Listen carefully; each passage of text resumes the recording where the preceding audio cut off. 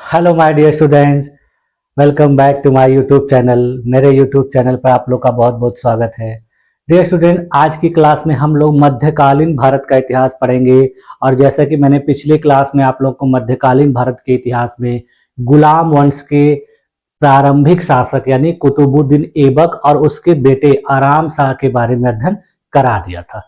यहाँ तक हम लोगों ने अध्ययन कर लिया। उसके पहले की क्लासेस में भी हम लोगों ने एकदम मोहम्मद साहब के जन्म से लेकर और उसके बाद मोहम्मद गोरी के द्वारा आक्रमण करने के बाद भारत में शासन स्थापित करने की सारी घटनाओं का अध्ययन कर लिया है। फिर उसके बाद हम लोगों ने देखा था कि दिल्ली सल्तनत पर किस किस वंश के शासकों ने शासन किया था, उनका कालक्रम क्या था।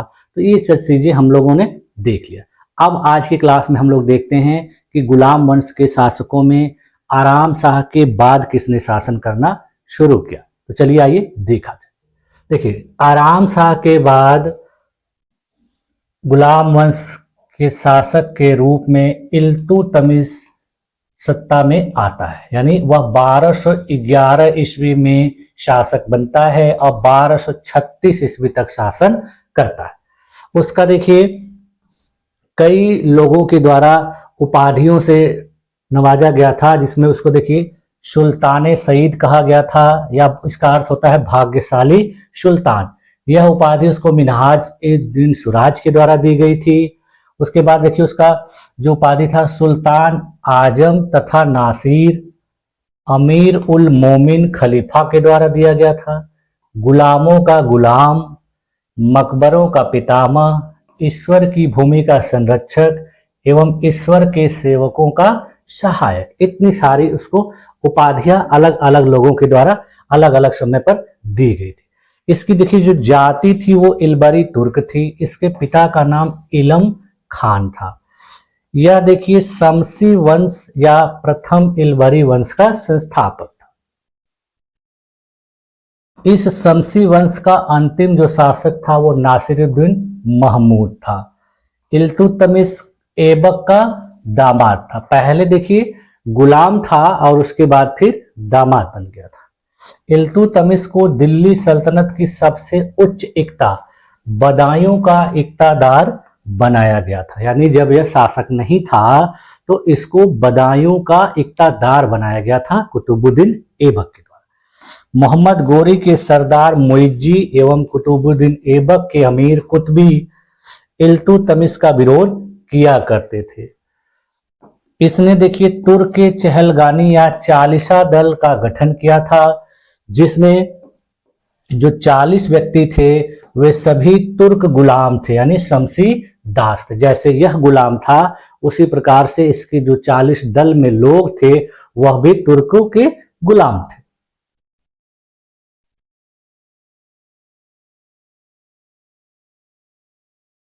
इस चालीसा दल के सदस्यों को मजबूत बनाने के लिए इल्तुतमिश ने खान की उपाधि चलाई थी। यानी जो 40 लोग रहते थे उस चालीसा दल में उनको खान के उपाधि से पुकारा जाता था।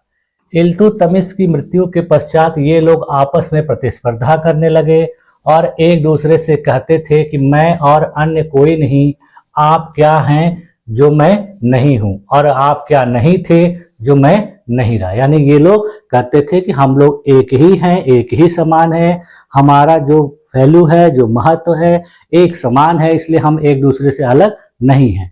तो इस तरीके से ये लोग आपस में कहते थे और आपस में एक दूसरे से कंपटीशन करते थे।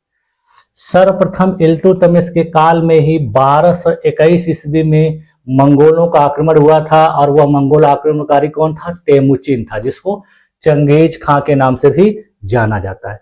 यह जो है सिंधु नदी के तट पर आया था और उसने ख्वारिज्म शाह के ऊपर आक्रमण किया था। इसका पुत्र जलालुद्दीन मांगबरनी भाग कर भारत पहुंचा तो उसी का पीछा करते हुए वह सिंधु के तट तक पहुंच गया। यानी चंगेज खां ने ख्वारिज्म शाह के ऊपर आक्रमण किया था और ख्वारिज्म शाह का जो बेटा था जलालुद्दीन मांगबरनी वह चंगेज खां से बचने के लिए भारत की तरफ भागा था, और भागते भागते वह सिंधु नदी को पार करके भारत के क्षेत्र में प्रवेश कर गया। और उस समय यहाँ पर दिल्ली में इल्तुतमिश का शासन था। तो चंगेज खान भी सिंधु नदी के तट तक पहुंच गया था। बाद में जब इल्तुतमिश को ये बात पता चली तो उसने जलालुद्दीन के दूत का वध करवा दिया और उसकी सहायता करने से मना कर दिया। यानी जलालुद्दीन मांगबरनी ने इल्तुतमिश से मदद मांगी अपने दूत को भेजकर, तो इसने उस दूत का ही वध करवा दिया और फिर जलालुद्दीन मांगबरनी की सहायता करने से मना कर दिया। क्यों उसने ऐसा किया? क्योंकि यदि वो उसकी सहायता करता तो चंगेज खां उसके शासन पर आक्रमण कर देता, तो इसलिए उसने मना कर दिया। उसने नम्रता पूर्वक कहलवाया कि दिल्ली की जलवायु आपके अनुकूल नहीं है और फिर चंगेज खान वापस चला गया। यानी उसने कह दिया कि दिल्ली की जलवायु आपके अनुकूल नहीं है, तो जब जलालुद्दीन मांगबरनी ही नहीं आया तो इसकी वजह से चंगेज खान भी भारत नहीं आया। इसके बाद देखिए, अवध में पीरथू का विद्रोह इल्तुतमिश के समय में ही हुआ था। इस विद्रोह को दबाने में 1,20,000 मुसलमानों का रक्त बहाया गया। यानी पीरथू नामक विद्रोह इसी के काल में हुआ था और यह विद्रोह बहुत भयानक था, जिसमें लगभग 1,20,000 जो मुस्लिम सिपाही थे उनकी मृत्यु हो गई थी। अब देखिए, इल्तुतमिश के कुछ प्रमुख अभियान, यानी इल्तुतमिश ने अपने शासन काल में कुछ अभियानों को क्रियान्वित किया था, जिसमें देखिए उसने बिहार एवं बंगाल का अभियान किया था, फिर राजपूतों के खिलाफ किया था, उसके बाद उसने रणथंभौर और मंदौर का किया था अभियान, जिसको मंडावर के नाम से जाना जाता है। इसके बाद देखिए उसने जालौर, बयाना, थांगीर, अजमेर, नागौर, ग्वालियर, कालिंजर, नागदा, अन्हिलवाड़ा, मालवा, दोआब, बामियान, इस तरह से उसके अभियान थे। अब बामियान उसका अंतिम अभियान इतिहासकारों के द्वारा बताया गया था। देखिए, इन अभियानों को इस रूप में भी देख सकते हैं। देखिए, 1226 ईस्वी में उसने रणथंभौर जीता था, मंडावर को भी जीता था। मंडावर देखिए शिवालिक की पहाड़ियों में स्थित एक स्थान है। 1232 ईस्वी में उसने ग्वालियर जीता था, वहां पर उसने मालवा को लूटा और उज्जैन के महाकाल मंदिर को ध्वस्त कर दिया। यहीं से प्रसिद्ध शासक विक्रमादित्य की मूर्ति को दिल्ली ले आया था। उसका अंतिम जो अभियान बामियान था वो 1236 ईस्वी को उत्तर पश्चिम क्षेत्र पर हुआ था। ठीक है, इसके अलावा देखिए, जो इल्तुतमिश के द्वारा कुछ सुधार किए गए थे, जिनको प्रशासकीय सुधारों के रूप में देखा जाता है। तो देखिए, इल्तुतमिश प्रथम तुर्क शासक था जिसने दिल्ली के निकट दोआब के आर्थिक महत्व को समझा और वहां पर 2000 एकताओं का गठन कर 2000 तुर्क सैनिक रखे। यानी उसने दोआब का जो क्षेत्र था उसको महत्वपूर्ण समझा, उसको उसने अपने क्षेत्र में बेहतर तरीके से रखने के लिए वहां पर एकताओं का गठन कर दिया, छोटे छोटे एकताओं में बांट दिया और हर एकता पर एक एक सैनिक को रख दिया।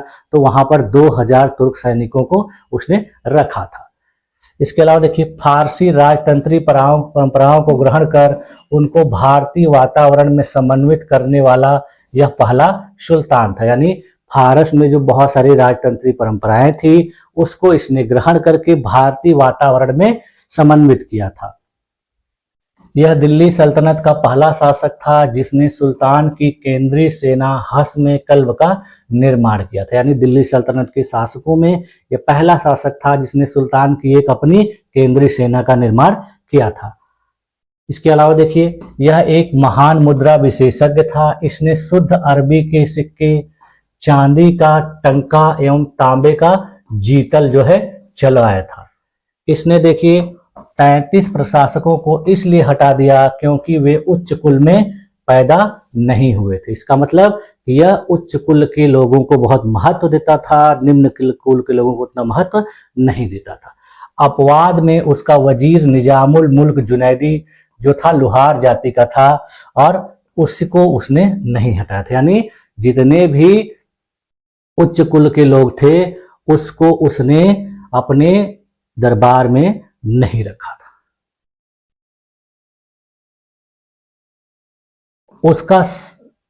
उसके सामने देखिए, उलमाओं ने हिंदुओं के लिए मृत्यु या इस्लाम की शर्त रखी तो कहा, मुसलमान तो समुद्र में केवल एक बूंद के समान या दाल में नमक के बराबर हैं, इसलिए इस प्रस्ताव को लागू न किया जाए। जब उसके सामने जो उलेमा थे उन्होंने कहा कि हिंदुओं को मार दिया जाए, उनकी हत्या कर दी जाए, तो उसने कहा कि हिंदुओं को इस तरह से मारा नहीं जा सकता, क्योंकि मुसलमान यहाँ पर बहुत थोड़ी मात्रा में हैं, हिंदू बहुत ज़्यादा हैं। तो उसके लिए इसने इस तरह का शब्द कहा था कि मुसलमान तो समुद्र में एक बूंद के समान या दाल में नमक के बराबर है, यानी इनकी संख्या बहुत अल्प है, बल्कि हिंदुओं की संख्या बहुत ज़्यादा है, तो उनको मारना सही नहीं होगा। तो इस प्रस्ताव को उसने नहीं माना।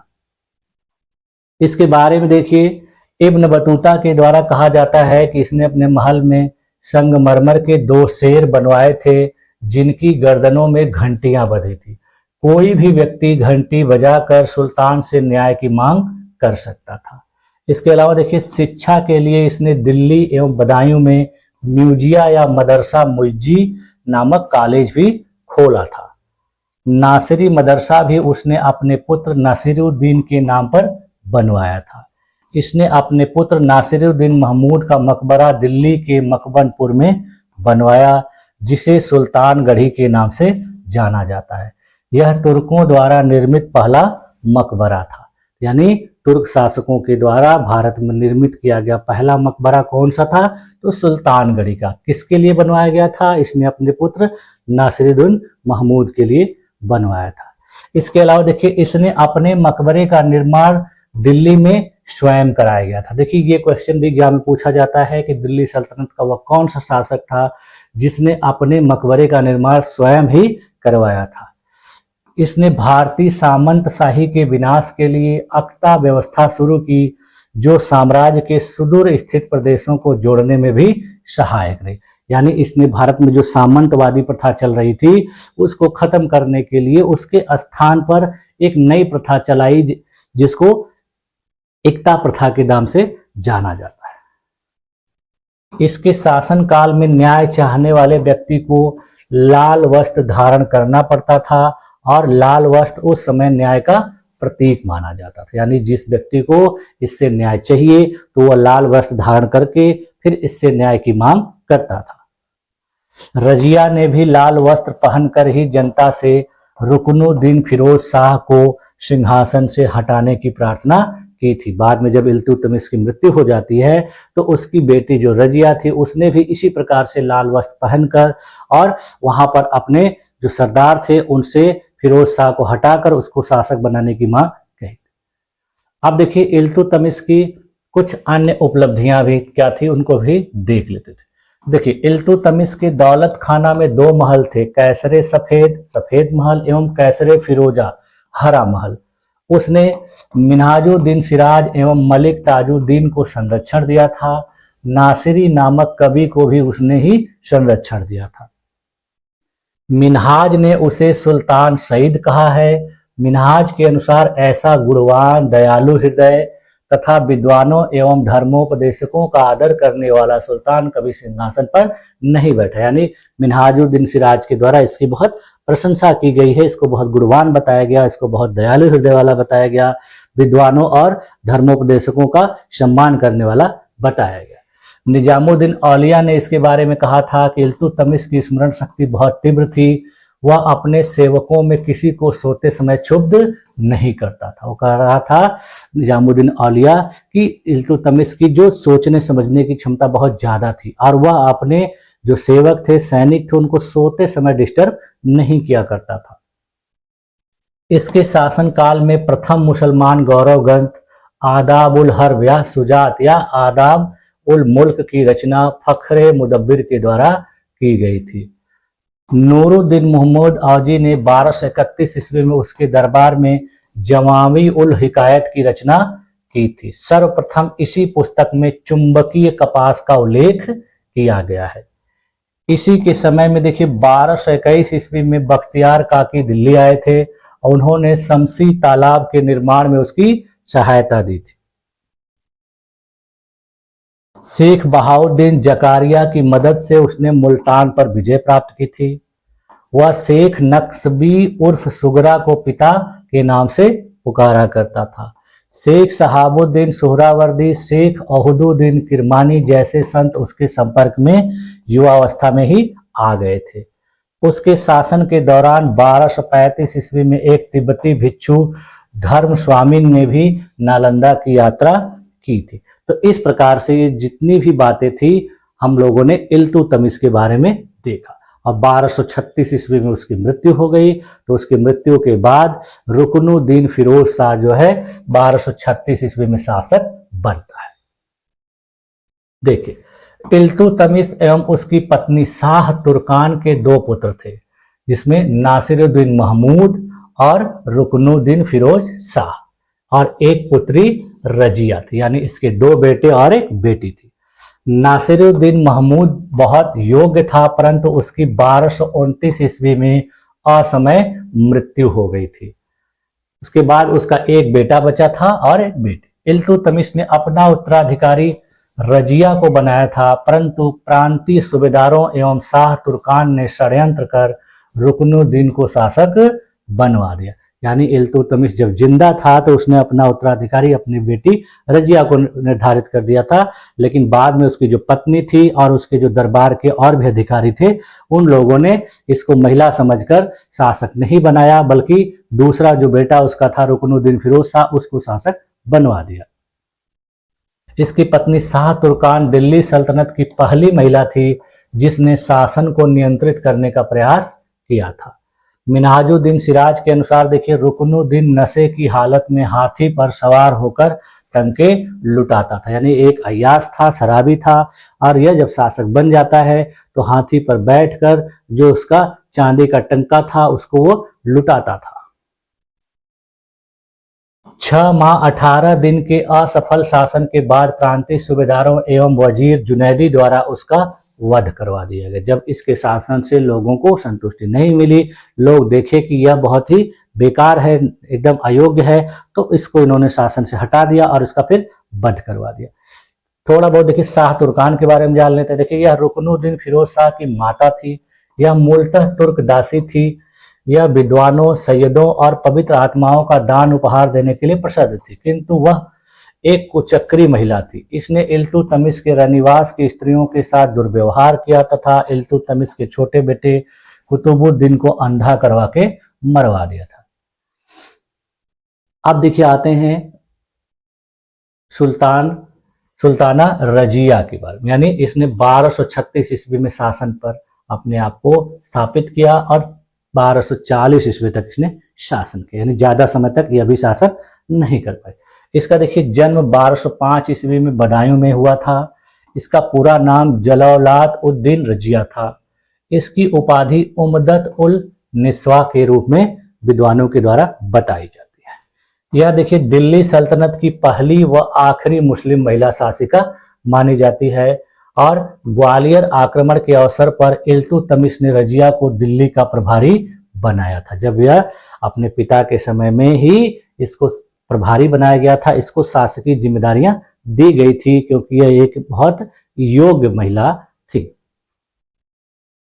अपने बेटों पर वरीयता देते हुए अपना उत्तराधिकारी घोषित किया गया था इल्तुतमिश के द्वारा और संस्मारक टंके पर उसका नाम अपने नाम के साथ अंकित करवाया था। यानी इल्तुतमिश ने इसको अपना उत्तराधिकारी भी घोषित किया और जो सिक्का था, टंका था, उस पे स्मारक के रूप में अपने नाम के साथ इसका भी नाम लिखवाया था। रजिया ने प्रथम अभियान रणथंभौर और उसके बाद ग्वालियर पर किया। हालांकि दोनों अभियान असफल। जब वह शासिका बनती है तो उसने 2 अभियान भी किए थे, एक रणथंभौर और एक ग्वालियर, लेकिन ये दोनों अभियान उसके सफल नहीं रहे। रजिया के समय से ही राजतंत्र एवं चालीसा का संघर्ष प्रारंभ हो जाता है। जब रजिया शासक बनती है, यानी एक महिला होकर शासक बनती है, तो वहां के जो राजतंत्री अधिकारी थे और जो चालीसा दल था जिसको इल्तुतमिश ने गठित किया था, इन लोगों में आपस में जो है संघर्ष शुरू हो जाता है और फिर बाद में इसी संघर्ष की वजह से रजिया की हत्या भी करवा दी जाती है। देखिए, रजिया ने एक अबिसिनियाई मलिक जमालुद्दीन याकूत को अमीरे आखुर का पद दिया क्योंकि वह तुर्क अमीरों के समानांतर गैर तुर्क अमीरों का गुट बनाना चाहती थी। यानी यह अपने पिता के जो गुट था उससे अलग एक गुट बनाना चाहती थी, इसलिए इसने अपने तरीके से लोग अधिकारियों को, कर्मचारियों को रखना शुरू किया। लेकिन याकूत की इस नियुक्ति से अधिकारी लोग अप्रसन्न हुए और उसके खिलाफ वो लोग विद्रोह करने लगे। फरिश्ता नामक इतिहासकार के द्वारा बताया जाता है कि जब रजिया घोड़े पर सवार होती तब याकूत उसे बाहों से उठाकर घोड़े पर बिठाता था। इससे बाद के इतिहासकारों ने दोनों के बीच अनुचित प्रेम प्रबंधों का आरोप लगाया है। यानी यह जो उसके अमीर आखुर का पद था, तो यह व्यक्ति जब वह जाती थी घोड़े पर सवार होती थी तो उसको अपने हाथों से उठाकर उस पर बैठाता था। तो कुछ लोगों को, वहां के लोगों को लगा कि इन दोनों में आपस में प्रेम प्रसंग चल रहा है, जिसकी वजह से ऐसा हो रहा है। तो उन लोगों ने विरोध किया था। इसामी सलाह देता है कि रजिया को सिंहासन पर बैठने की बजाय चरखा संभालना चाहिए। यानी इसामी कह रहा है कि रजिया को शासक नहीं बनना चाहिए बल्कि चरखा चलाना चाहिए, घर में रहना चाहिए। रजिया ने देखिए महिला वस्त्र त्याग कर पुरुषों के वस्त्र पहने थे, जिसमें उसने कुबा यानी कुर्ता एवं कुला यानी पगड़ी भी धारण की थी। यानी वह पुरुषों की तरह वस्त्र पहनकर अपने राज सिंहासन पर बैठती थी। मिन्हाजुद्दीन सिराज ने रजिया के गुणों की प्रशंसा की है और बाद में यह भी कहता है कि ये गुण उसके किस काम के, जब वह एक स्त्री के रूप में पैदा हुई थी। उसका नारित्व ही उसकी सबसे महान अयोग्यता। उसने कहा कि यह बहुत ही योग्य है, लेकिन योग्य होने के बावजूद भी इसका कोई मतलब नहीं निकलता है, क्योंकि एक महिला के रूप में जन्म ली है। यदि वह एक पुरुष के रूप में रहती तो ये गुण उसके बहुत ही बेहतर है। भारतीय परंपरा के अनुसार रजिया ने राजकीय छत्र रखने की भी शुरुआत की थी। रजिया दिल्ली में शुक्रवार की नमाज के बाद लाल वस्त्र, जिसको उसके पिता के समय में न्याय का वस्त्र माना जाता था, उसको पहनती थी और जनता के सम्मुख उपस्थित होती थी। इसके खिलाफ षड्यंत्र में इख्तियारुद्दीन एतगीन, अल्तुनिया एवं कबीर खां शामिल थे। बाद में इसने अल्तुनिया से विवाह कर लिया। जब देखा कि ये लोग हमारे खिलाफ षड्यंत्र कर रहे हैं, हमको शासन से हटाना चाहते हैं, तो उसने अपने विद्रोहियों में से एक से विवाह कर लिया। बाद में देखिए 1240 ईस्वी में कैथल में डकैतों ने रजिया एवं अल्तुनिया की हत्या कर दी और मिन्हाजुद्दीन सिराज के द्वारा कहा जाता है कि इस तरह 3 वर्ष 6 माह और 6 दिन तक शासन करने वाली रजिया का अंत हो गया। यानी रजिया की हत्या कर दी गई, ज्यादा समय तक इसको शासन करने का अवसर नहीं मिला। इसके बाद देखिए जब रजिया की हत्या हो गई तो मुइजुद्दीन बहरम शाह नामक व्यक्ति जो है शासक बनता है। 1240 से 42 ईस्वी तक शासन करता है। बहराम शाह सत्ता में आया था तो वह तुर्की गुलाम सरदारों की बढ़ती शक्ति का एक प्रतीक था। यानी तुर्की गुलामों ने इसको शासक चुना था, तो इसका मतलब था कि वो लोग अब ज्यादा पावरफुल हो जा रहे थे। तो रजिया की मौत के बाद सत्ता के 3 दावेदार थे, बहराम शाह, नायब एतगीन एवं वजीर मुहाजुद्दीन। बहराम शाह ने एतगीन का वध करवा दिया। उसके शासनकाल में 1241 ईस्वी में मंगोल ताइर बहादुर ने लाहौर को बर्बाद कर दिया था। यह उसके शासन की सबसे महत्वपूर्ण घटना थी। यानी इसके शासनकाल में मंगोलों ने आक्रमण किया था और लाहौर के क्षेत्रों को बहुत ही लूटा था, उनको बहुत नुकसान पहुंचाया था।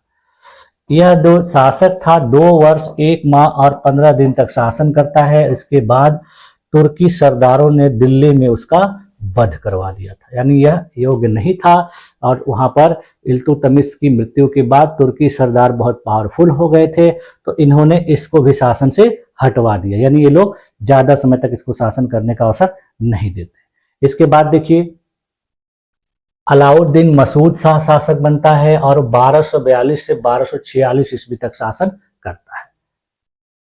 मसूद शाह इल्तुतमिश के पुत्र सुल्तान फिरोज शाह का पुत्र था और मसूद शाह के सिक्कों पर सर्वप्रथम बगदाद के अंतिम अब्बासी खलीफा अल मुस्तकीन का नाम अंकित किया गया है।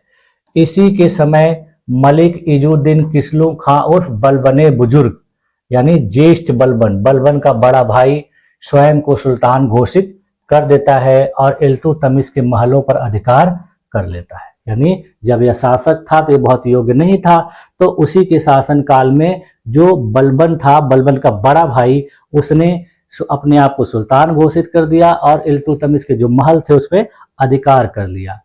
लेकिन अमीर राजवंश में परिवर्तन नहीं चाहते थे, इसलिए नागौर की एकता के बदले किसलू खां ने सिंहासन पर से अपना दावा वापस ले लिया।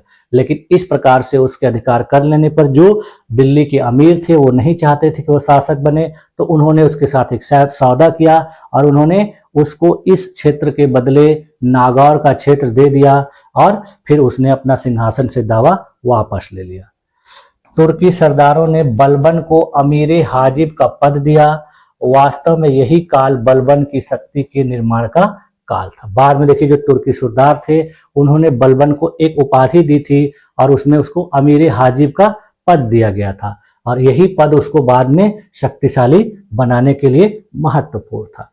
इसकी मृत्यु कारागार में नासिरुद्दीन महमूद द्वारा बंदी बनाकर रखने पर हो गई। यानी इस शासक को बाद में बंदी बना दिया गया और बंदी बनाने के दौरान ही इसकी वहां पर मृत्यु हो गई। इसके बाद देखिए अगला जो शासक है वो नासिरुद्दीन महमूद बनता है 1246 से 1265 ईस्वी तक। देखिए इसकी उपाधि दरवेश थी। यह शमसी वंश का अंतिम सुल्तान था। मिनहाज ने इसे दिल्ली का आदर्श सुल्तान और सुल्तानुस सलातीन के नाम से पुकारा है। मिनहाजुद्दीन सिराज ने अपनी पुस्तक तबकाते नासिरी इसी आश्रयदाता के लिए समर्पित की है। यानी इसने अपने आश्रयदाता मिनहाजुद्दीन सिराज के द्वारा इसको माना गया था नासिरुद्दीन महमूद को और उसी के प्रशंसा में अपनी पुस्तक लिखी गई थी। नासिरुद्दीन को अपनी माता के साथ महिला के छद्म भेष में गुप्त रूप से दिन में पालकी में तथा रात में बुर्का पहनाकर घोड़े पर यात्रा कर दिल्ली लाया गया और 17 वर्ष की उम्र में सुल्तान बनाया गया था। यानी ये जब सुल्तान बनाया गया था तो बहुत ज्यादा विद्रोह हो रहा था, तो इसलिए इसको भेष बदलकर अपनी माता के साथ लाया गया था और फिर बाद में इसको शासक बनाया गया। यह एक अच्छा सुलेखक और धर्मपरायण व्यक्ति था। कुरान की प्रतिलिपियों को बेचकर जो आय होती थी उसी से अपना खर्च चलाता था। यानी यह कुरान की प्रतिलिपियां बेचता था, उसी से जो इनकम होती थी उसी से अपना खर्च चलाता था। इसकी पत्नी स्वयं भोजन बनाती थी। यह कहता था मैं राज्य के धन को अपनी सुख सुविधाओं पर खर्च नहीं कर सकता। यानी यह जो राज्य की धन था उसका इस्तेमाल अपने ऊपर नहीं करता था, बल्कि अपने स्वयं की मेहनत से जो भी मिलता था उसी को अपने ऊपर खर्च करता था। इसामी के द्वारा कहा जाता है कि वह बिना तुर्की सरदारों की आज्ञा के न तो हाथ पैर हिलाता था, न ही पानी पीता और न ही सोता था। यानी कहा गया है कि इसके ऊपर तुर्की सरदारों का बहुत ज्यादा प्रभाव था। उनकी मर्जी के बगैर ये कुछ भी नहीं करता था। राजा महल में रहता था और बलबन साम्राज्य पर शासन करता था। कहा जाता है कि राजा भले था लेकिन शासन बलबन करता था क्योंकि बलबन बहुत ज्यादा प्रभावी था। यह दिल्ली सल्तनत का एकमात्र सुल्तान था जिसकी केवल एक पत्नी थी।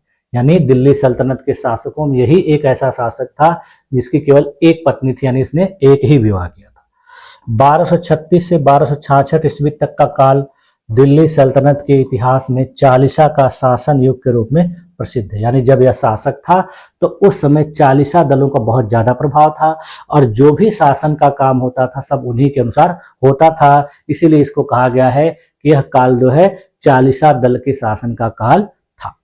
ठीक है, तो इस प्रकार से देखिए हम लोगों ने इनके बारे में भी अध्ययन कर लिया। अब देखिए हम लोग नेक्स्ट क्लास में पढ़ेंगे बलबन के बारे में। और बलबन को आप लोग जानते हैं कि यह दिल्ली सल्तनत के शासकों में अंतिम महत्वपूर्ण शासक था। इसके बाद जितने भी शासक आए वो सब अयोग्य थे और फिर उन्हीं अयोग्य शासकों को गद्दी से हटाकर खिलजियों ने अपना शासन स्थापित किया। ठीक है, तो इसको हम लोग नेक्स्ट क्लास में देखेंगे। आज की क्लास में हम लोगों ने नासिरुद्दीन महमूद के बारे में पढ़ा। यहाँ तक पूरा लास्ट तक हम लोगों ने पढ़ा।